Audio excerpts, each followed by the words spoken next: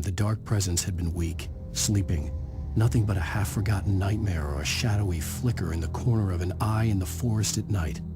Not real enough to properly exist, and yet too evocative to fade away completely. Now it was waking up.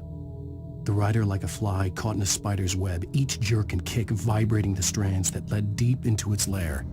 It was aware of him now, and it could use him. All he'd need was a little incentive.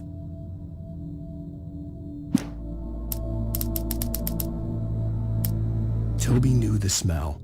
It was the man, the nice man who always gave him treats and never got tired of playing with him. Toby wagged his tail in excited anticipation and gave a joyous bark. Then there was another smell, a wrong smell, and it was alien enough to stop Toby in his tracks. Confused, he growled deep in his throat. The wrong smell came from the nice man. Blind animal terror pierced the dog's brain an instant before the axe followed suit.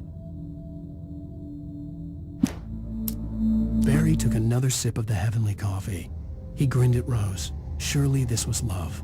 Rose gushed on breathlessly. The new one will be a masterpiece, I know it.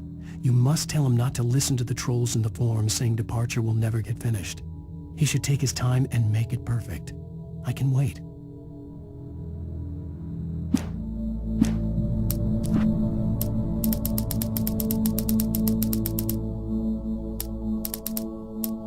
The dark presence had touched the girl to lure the rider into a trap. Now it was night, and he lay helpless, drugged, lit only by the flickering of the TV screen filled with static. Shadows coalesced in the room as the dark presence leaned close to the rider, ready to touch him again. Back to work, boy.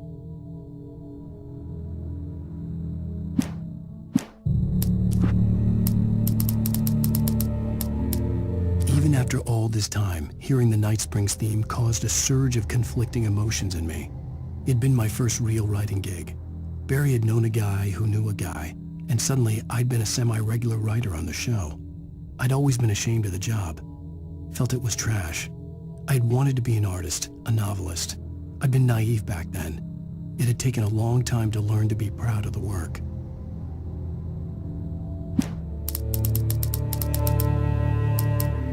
Doc sat down heavily. He examined Barry and Rose. Barry was already recovering. Rose was another story. She was conscious, but she was barely present, almost delirious, disturbed, touched in the head, they used to say.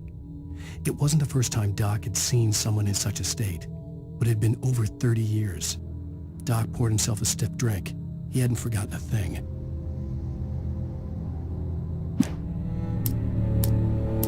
I lifted the page in front of my eyes and read it. In it, I lifted the page in front of my eyes and read it.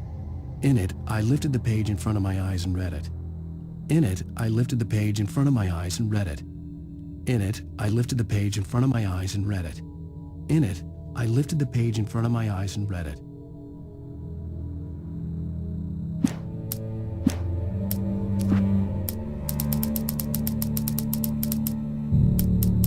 Hartman had never felt as anxious as during the week after Maud had managed to lose the Wakes. Their car stood by the path that had once led to Diver's Isle. Hartman thought about Thomas Zane's cabin in the depths. It was only a matter of time before Wake started writing. They had to be found, and fast. The moment he heard on the police radio that Sheriff Breaker had picked up Wake, he was already in his car driving toward town.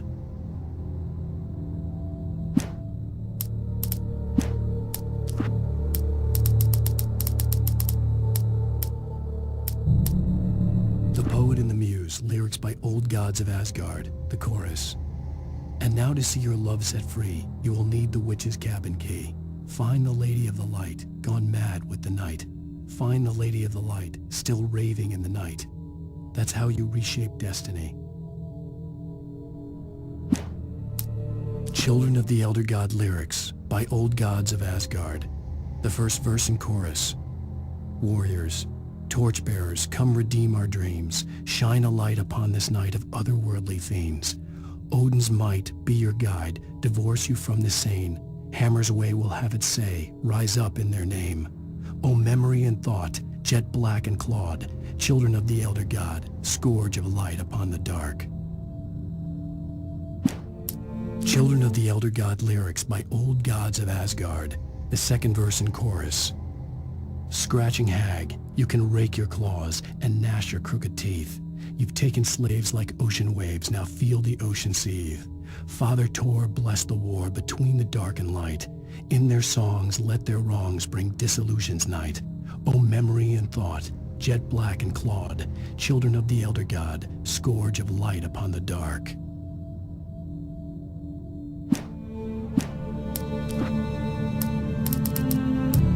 The Poet and the Muse, lyrics by Old Gods of Asgard, the first verse. There's an old tale wrought with mystery of Tom the poet and his muse, and a magic lake which gave a life to the words the poet used. Now the muse, she was his happiness, and he rhymed about her grace, and told her stories of treasures deep beneath the blackened waves, till in the stillness of one dawn, still in its misty crown, the muse she went down to the lake, and in the waves she drowned. The Poet and the Muse, lyrics by Old Gods of Asgard, the second verse. The poet came down to the lake to call out to his dear. When there was no answer, he was overcome with fear.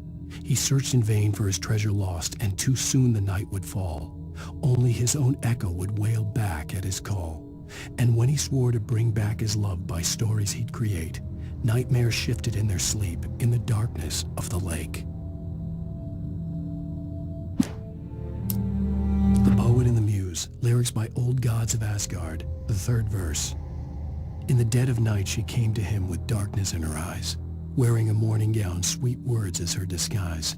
He took her in without a word, for he saw his grave mistake, and vowed them both to silence deep beneath the lake.